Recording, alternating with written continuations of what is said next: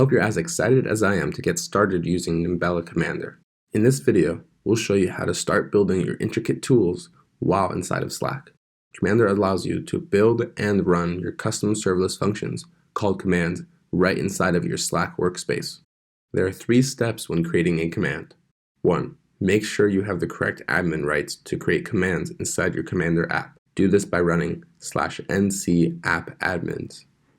If you don't have the correct rights, please contact your app administrator or create your own app. 2. Define a command with /nc command create. Each parameter definition is wrapped in alligator brackets. Strings like the following are treated as single parameters.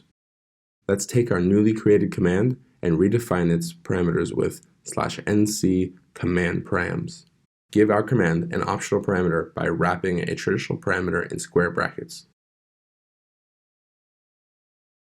If you want to create multiple optional parameters, we would recommend to name them.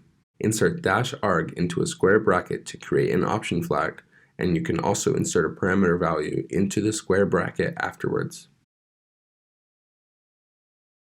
You can also include any number of parameters using an ellipsis, or 3 periods, at the end of the command definition. You have to parse the command text yourself if you want to access these undefined parameters.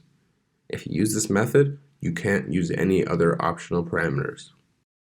You have noticed by now that after creating a command, we receive a link to edit its code. Click this link to customize each of these new commands. Replace the started code with your logic. Make sure to click the Save button to deploy your new command code.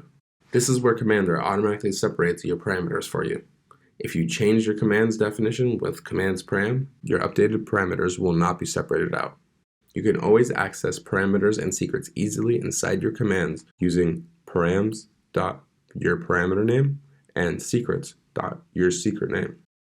After creating and saving your command, we can run the command using our app name, in this case /dap for the default app, our command name test, and then the parameters that you want to run it with.